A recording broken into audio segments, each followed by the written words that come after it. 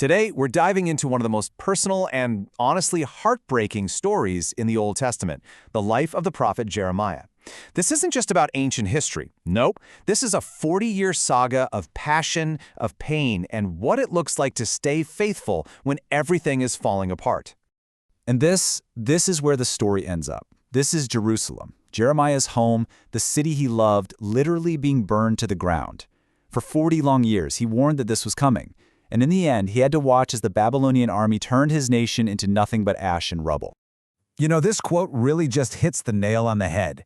Can you imagine being given a job where you have to deliver a message you know nobody's going to listen to?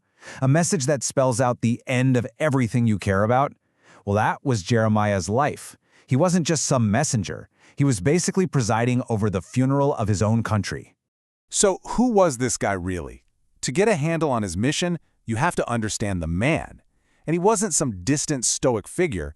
He was a person totally defined by deep, deep feeling and the immense anguish that his calling dumped on him. A great way to understand Jeremiah is to see how different he was from the prophet Isaiah who came before him. Isaiah's writing, it's beautiful, it's lofty, very high style. Jeremiah, on the other hand, was a man of the earth. His style was direct, it was simple, and because of that, it was just unbelievably vivid and clear. He didn't hide behind fancy words, he just spoke right from his gut with raw emotion. And that raw, emotional style earned him a nickname you've probably heard, the Weeping Prophet. And it fits him perfectly. It captures his tender, sympathetic soul. When you read his work, you can just feel this deep anguish. It's like you can hear his heart breaking for his people on every single page. But here's the thing, this incredibly powerful voice, it didn't start out that way. Not at all. When God first called him, Jeremiah was young, maybe just 20 years old, and he was absolutely crippled by self-doubt. This was his first response. I can't do this. I'm just a kid. I mean, it's such a human moment, right? So relatable. He felt completely unqualified for this massive job he was being handed. And who could blame him? He was being asked to stand up against kings, priests, an entire nation. But God's answer was instant and powerful. It was basically, this isn't about you, Jeremiah. It's about my words in your mouth. With that one sentence, that divine commission, Jeremiah's own feelings of inadequacy were replaced by God's authority. And boy, would he need that authority, because for the next 4 decades, Jeremiah's message basically made him public enemy number 1. And the worst part, his biggest opposition, his most bitter enemies, weren't foreigners. They were his own people, the very kings and officials he was trying to save. I mean, look at this. His 40-year career spanned 5 different kings. It was a time of complete chaos. He started with a good one, Josiah, but after him, it was a disaster. The worst was Jehoiakim, a bloodthirsty tyrant who made it his personal mission to destroy Jeremiah. And the personal cost was just staggering. God told him he couldn't get married or have kids, so his own life became a symbol of the coming destruction. The people from his own hometown, they plotted to murder him. He was beaten, publicly humiliated in the stocks. King Jehoiakim literally took the scroll of his prophecies and burned it piece by piece. And over again, he was thrown in prison as a traitor, all for telling a truth nobody wanted to hear. Which brings us to the climax. After decades of his warnings being ignored, the Babylonian army is outside Jerusalem's walls. And where's Jeremiah? He's locked up inside the city, branded a traitor because he kept telling them to surrender. Everything he predicted was coming true right outside his prison window. That siege lasted for 30 brutal months. Just let that sink in. For 2.5 years, the city was strangled. No food in, no one out.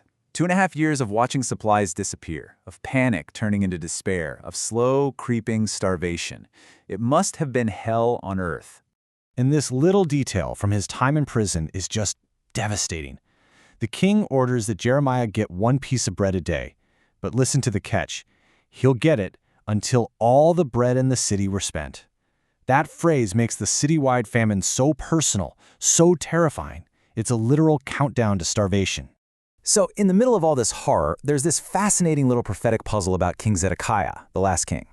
Jeremiah had prophesied that Zedekiah would be taken to Babylon, but another prophet, Ezekiel, said Zedekiah would not see Babylon. On the surface, it sounds like a flat-out contradiction. How could they both be right? Well, the answer is just grim and shows you the shocking precision of prophecy. When the city fell and Zedekiah was caught, the Babylonians killed his sons right in front of him. Then they blinded him. The very last thing he ever saw was the death of his children. Then they took him to Babylon. He was taken to Babylon, but he never saw it. Both prophets were horribly, literally correct. So Jerusalem falls. Jeremiah is proven right about everything. But there's no celebration, no "I told you so." For him, it was just a dismal, tragic end to 40 years of work. He didn't gloat, he wept. He had watched his nation die, and now he had to walk through the ruins. And then, something really amazing happens. The Babylonian captain finds Jeremiah among the prisoners. He knows exactly who he is, the prophet who was right all along. And he makes him an offer. Come with us to Babylon. We'll treat you well. You can have a life of comfort and honor. In Jeremiah's response, he said no. He turned his back on comfort, on safety, on being honored by the most powerful empire in the world. Instead, he made a choice. He chose to stay behind with the poorest of the poor, the survivors left in a famine-ridden land. It proved his loyalty was never to a kingdom, but to his people. And all of this leaves us with a huge question, doesn't it? Jeremiah's faithfulness to his message cost him everything: friends, family, freedom, any shot at a normal, happy life. And it really makes you think, what does it actually mean to be faithful, to stick to the truth, when it's the one thing nobody around you wants to hear?